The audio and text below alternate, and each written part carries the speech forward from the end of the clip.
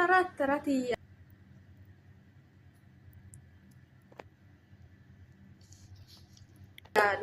አሳ በብላት ነው መብላት እያሉ እንግዲህ ተበልተዋል። እነ ሩታ እንግዲህ እያያችሁት እንደሆነ እንግዲህ ለኔም ግልጽ ነው። አሰላሙ አለይኩም ወራህመቱላሂ ወበረካቱ። ቤተሰቦች እንዴት ናችሁ? ደህና ናችሁ አላችሁ? አልሐምዱሊላህ በኔ በኩል ሁሉ ሰላም ነው። እንዴት አላችሁ? ኢድ ሙባረክ ብያችኋለሁ። ሙስሊሞቹ ማለት ትላንትና ያኔ አላደረሰኝም ቪዲዮ ለመስራት ፍላጎት እያለኝም በቃ አላደረሰኝም። ያ ጊዜ ሲኖራቸው ነው እንግዲህ ቪዲዮ ምንም ነገር የምታደርጉት። ያለነው ሰው ቤት ነው፣ ለዛው ማዳም ኩሽና። ስለዚህ እየፈለኩኝ ስላልቻልኩትኝ አሳለፍኩትኝ ማለት ነው። ግን የማታው ቪዲዮ ደክሞኝ ውያለሁ። ግን እንደዛ ደክሞኝም የነሱን ቪዲዮ ሲያዩ ማለት ነው እነ ሩታ እነ ፍሬም እንግዲህ ያው አትጃጃሉ፣ እየተጃጃላችሁ ነው እናንተ ግሩፖች። እንግዲህ 2 ለ2 ሆናችኋል እንደምናየው ከሆነ ማለት ነው። 2 ቦታ ተከፋፍላችኋል። መቼም ያው የሆነ ሌባ እኮ ሲሰርቁ ተመካክሮ ይሰርቁና ሲካፈሉ ይጣላሉ። እውነታው የዛኔ ሲካፈሉ ነው እውነታው የሚወጣ። አሁንም የነ ሩታ ቡድን አሁን መጣላት ላይ መጥተዋሉ። እውነታው ይወጣል።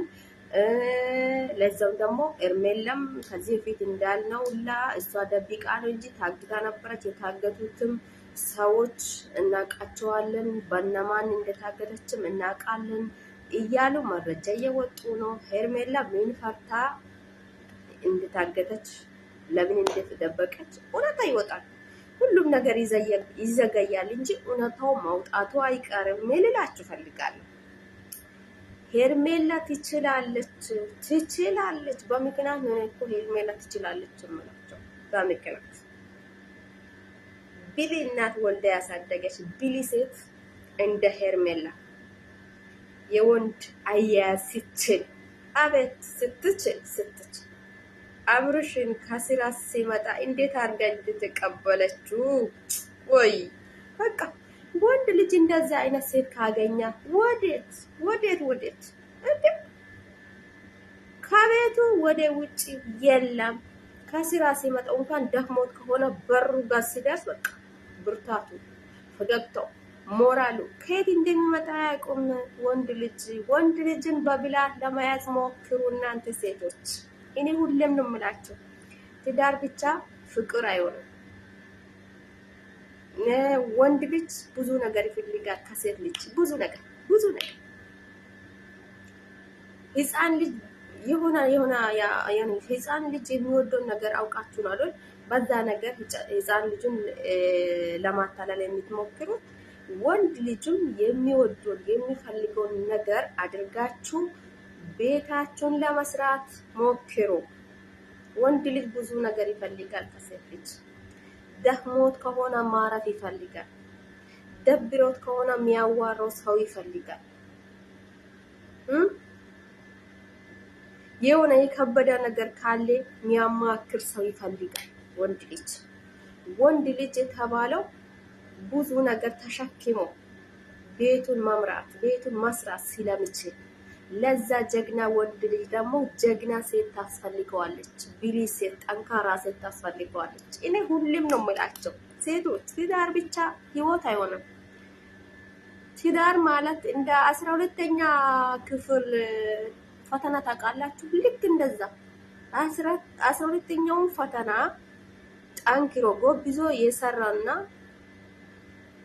ነው የሚወጣው አይደል? ከ12ኛ ፈተና እንደዛ ናት። ትዳር ማለትም እንደ ትምህርት ቤት ናት። ጠንካራ ሴት ናት ትዳሯን መምራት የምትችለው። ዝም ብሎ ማንም ሰው እኮ ትዳር ውስጥ ይገባል። ትዳር ውስጥ ከገባሽ ግን መውጣት በጣም ከባድ ነው። ከዛ ትዳር ውስጥ መውጣት ካልፈለግሽ አለመውጣት የምትፈልጊ ከሆነ ራስሽን አሰሪ፣ ሴት ልጅ ከሆንሽ ማለት ነው። ትዳር ውስጥ ገብተሽ ለወንድ ልጅ ስላመጣሽ ምግብ ስላቀረብሽለት ነው። ወንድ ልጅ ከምግብም ከልጅም በላይ አንቺን ይፈልጋል። አንቺ ስትኖሪ ነው። ለሱ አንቺ ስትኖሪለት ነው። ሁሉም ነገር ከአንቺ ከኋላ ነው የሚመጣው። ቅድማ ለወንድ ልጅ ሴት ታስፈልገዋለች። ሴት ሰማችሁኝ? የምትሰሙት ከሆነ ስሙ። ይህንን ነገር ሁላ የሚለው ነገር ይገባችኋል ብዬ አስባለሁ። ለምን እንደሆነ ታውቃላችሁ? ሄርሜላ ይሄንን ጊዜ ለማገኛት ይሄ በዚህ ደረጃ ላይ ለመድረስ ብዙ ነገር አይታለች፣ ብዙ ተሰድባለች፣ ብዙ ተብላለች፣ ብዙ ተገፍታለች እስከ መታገት ድረስ። ታግዳም ግን እሱም ስለምትፈልግ የታገተችበትን ምክንያት ደብቃ አሁንም እየኖረች ነው ለሱ ስትል። ወንድ ልጅ እንደዛ አይነት ጠንካራ ሴት ነው የሚፈልገው። ሌላው ተውት፣ ሰው ወደ የሄደበት ሁላ የሚነዳውን ተውት። ትዳር በግሩፕ የለም። ትዳር በኃይልነት የለም። ትዳር በተንኮል የለም። ትዳር በብልሃት ነው። ወንድ ልጅን ለማጥመድ ብልሃት ሳይሆን ወንድ ልጅን ወደ ፍቅሩ፣ ወደ ቤቱ፣ ወደ ሚስቴ እያላ እየሮጠ እንዲመጣ ወጥመድ ነው የሚያስፈልገው። ወጥመዱ ምን እንደሆነ ታውቃላችሁ? ሴት ልጅ ናት የቤት መሪዋ። እሱ አባወራ እንደሆነ ለሱ ደግሞ እሷ ጠንካራ መሪ መሆን አለባት። እንዴ የኔ አባት ከስራ ሲመጣ ማለት ነው ደክመህ ነው የመጣከው፣ አይዞኝ እኔ ያለሁልክ። እግሩን እያጠብሽለት ቆንጆ ቦታ አዘጋጅተሽ እዚህ ላይ እረፍ፣ ማረፍ እፈልጋለሁ፣ እንድታርፍ እፈልጋለሁ ማለት ይፈልጋል። ልንገራችሁ፣ ለብሳችሁ ዘንጣችሁ ስለወጣችሁ፣ ለብሳችሁ ዘንጣችሁ ስለጠበቃችሁ ያ ወንድ ከእናንተ ውጪ ሌላ ቦታ አይሄድም እያላችሁ አትዘባቱ። ተሸውዳችኋል። አሁንም የሚለው ሄርሜላ ትችላለች። እዩ ኢንተርቴይንመንት የሚባለው አሁን ትላንትና እንግዲህ መጥቷል። ከነሩታ ጋር እንግዲህ ድብድብ በሉት፣ ቦክስ ከዳኒ ጋር።